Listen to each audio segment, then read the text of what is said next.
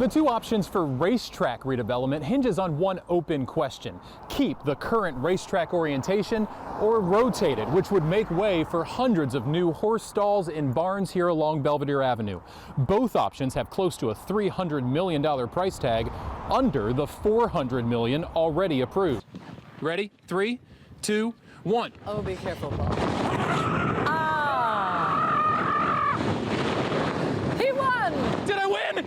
Yes, you did. No, Sophie, wait. Oh, no, don't stop. No. You can see that ship behind me here. This is where Francis Scott Key looked back in toward the harbor to write that poem, The Star-Spangled Banner. But now all the eyes from the city are now facing out in this direction to look at what was once the Francis Scott Key Bridge, which its trusses now are resting in the water. This appeared to be a series of shootings, with ballistic evidence found not only here on Gretna Court, but nearby Herndon, Cleve, and Glade courts. Detectives say on 8th Street they found 5 casings from a 9mm handgun here. This is where they say Jackson fired 5 shots at 7 people running away. For it's 1, 2, 3 strikes, you're out at the old ball game. If you're watching us on TV right now in Carroll County, first off, hello. Secondly, consider yourself lucky because so many people here in Carroll County are without power. The pool was closed more than 40 years before, in the 90s, it was filled with dirt and turned into a public art display. It remains here, a relic of the past, tucked away in the back of Druid Hill Park, flanked by tennis courts. You could look up and down the ballot and talk to voters, and they may not have an opinion about this race or that race, but they have an opinion of Marilyn Mosby and the job she's done. All right, here I come. Whoa!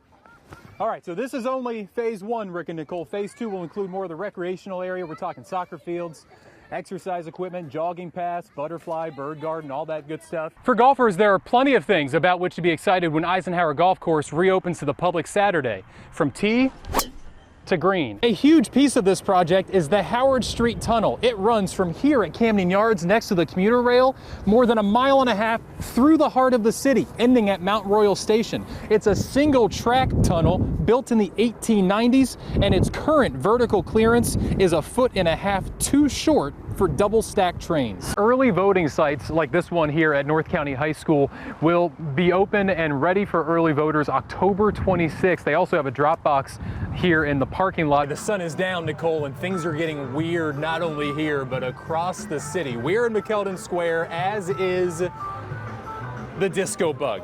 Prosecutors laid out how she used city and state employees to help implement this scheme, to have books on her at all times. The prosecution even played a video from 2017 of a book giveaway at an elementary school on the west side. Now, a similar bag ban like this passed in 2014, but then Mayor Stephanie Rawlings-Blake vetoed it. Now council's giving it another go. Maryland's partisan districts are evident on this small stretch in Baltimore, where you start in Elijah Cummings' district, walk up Bel Air Road along Herring Run Park through John Sarbanes' district, and wind up here in Dutch Ruppersberger's district, all in less than 2 blocks. Water service was restored here Friday afternoon, but neighbors who showed us their faucets today here on Federal Street say they've been bone dry for weeks. The move toward performance-based navigation, an FAA spokesperson says, simplifies a very complicated Baltimore-Washington metroplex. These are the court filings, criminal defendant court filings for David Warren dating back to 2006. So with this new budget, school police funding is looking at about a 50% cut in the past 2 years. And that translates to 36 fewer school police officers. Even though Subway replaced its window here, there are still signs of what happened here Saturday morning. All you have to do is look down. In the sunlight, it's tough to miss. Now, this case started in April 2014 when 3 people were shot here on Stafford Street. Police say a person ID'd Andrews as the shooter. 5 days later, an arrest warrant was issued. Detectives began tracking Andrews' phone until they wound up here on Clifton Avenue. This Stingray-type technology, out of all these apartments, found the very one Andrews was in, right down to the couch he was sitting on. 5 other people taken to Howard County General Hospital. They've been treated and released tonight, one of whom was shot, 4 others who received minor injuries in the chaos. Is it north of 50 degrees?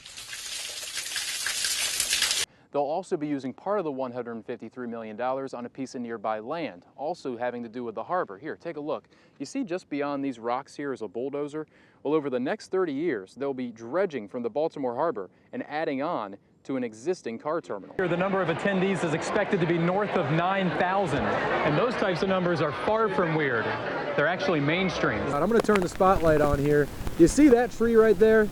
All over the area, they're concerned about trees like that landing on power lines like this. This bizarre story starts with a lacrosse ball and stick on Clearwood Road in Lockeraven Village. A man was walking his dog when the ball got away from him. It bounced down the hill toward a storm drain. He eventually saved the ball, but found more than just storm water through these cracks. Historians were aghast Monday to find an egregious stain on Edgar Allan Poe's headstone here in downtown Baltimore.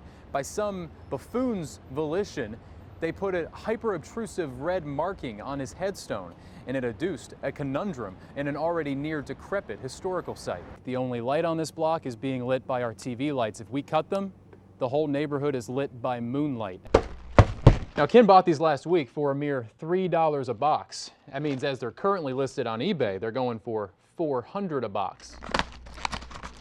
That puts the unit price per snack cake at $40 each. That's rich.